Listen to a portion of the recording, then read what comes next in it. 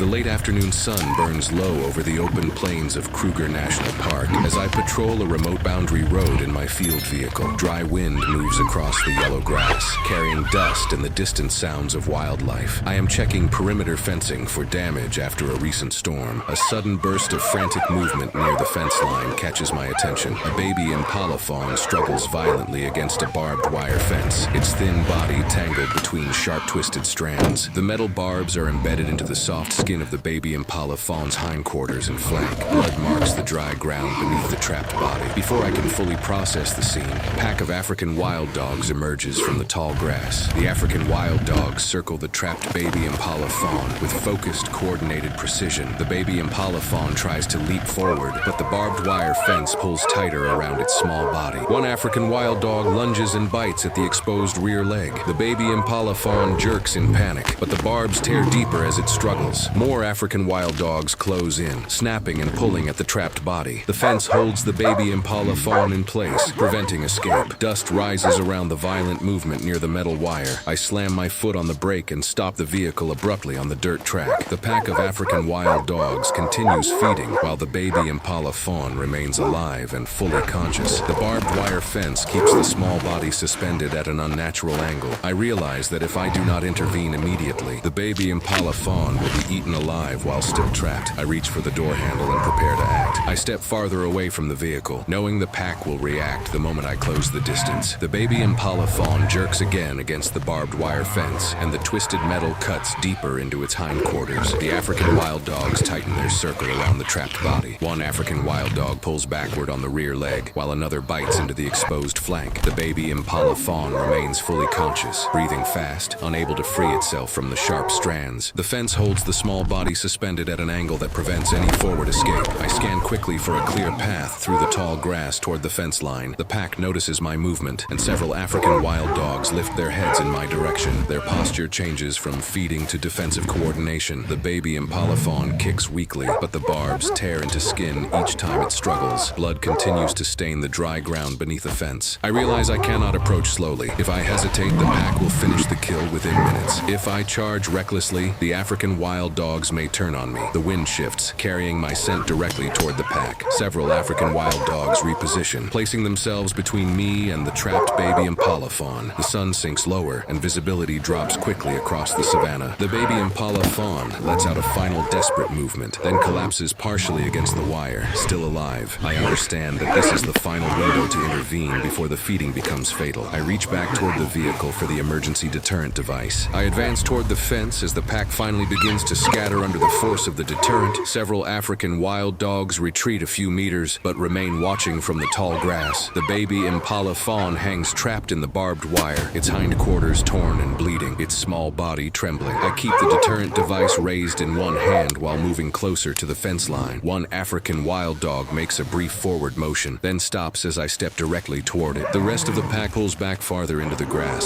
circling but no longer feeding. I reach the fence and finally see how tightly the twisted strands are embedded into the baby Impala fawn's flesh. The barbs are wrapped around the hind legs and flank, holding the small body partially suspended above the ground. The baby Impala fawn remains conscious, breathing fast, eyes wide. I set the deterrent device down within reach and grab the heavy-duty wire cutters from my vehicle's emergency kit. I position myself between the fence and the direction of the pack. Carefully, I cut the first strand of barbed wire, pressing into the hind leg. The metal snaps loose, but the fawn's body shifts painfully as tension releases. The African wild dogs watch from a distance, pacing in the tall grass. I cut a second twisted strand that is embedded in the flank. Blood runs down the small body as the barbs pull free from torn skin. The baby Impala fawn collapses partially, but remains trapped by one final loop around the hindquarters. I kneel lower, ignoring the dust and blood on my hands. With controlled force, I cut the final section of barbed wire. The baby Impala fawn drops fully onto the ground, free from the fence but severely injured. I drive fast across the uneven dirt track toward the nearest wildlife veterinary outpost inside Kruger National Park. The baby Impala fawn lies in the rear compartment of the vehicle, its hindquarters tightly bandaged but still critically injured. Blood seeps slowly through the compression layers as the vehicle bounces over rough terrain. I check the rear compartment repeatedly while keeping one hand on the steering wheel. The baby Impala fawn's breathing becomes shallow and irregular. Its small chest rises and falls with visible effort. The fading nightlight makes it harder to monitor the condition condition of the wounds, I increase speed despite the risk of losing control on the uneven track. The tires slide slightly on loose gravel, but I correct the direction. The baby Impala fawn suddenly stops moving for a brief moment. I feel the weight of that silence from the driver's seat. I pull the vehicle to a sudden stop in the middle of the track. I climb into the rear compartment immediately. The baby Impala fawn's eyes are half open, unfocused, its breathing barely visible. I remove the outer layer of gauze to reassess the bleeding. The wounds from the barbed wire and the earlier attack remain severe.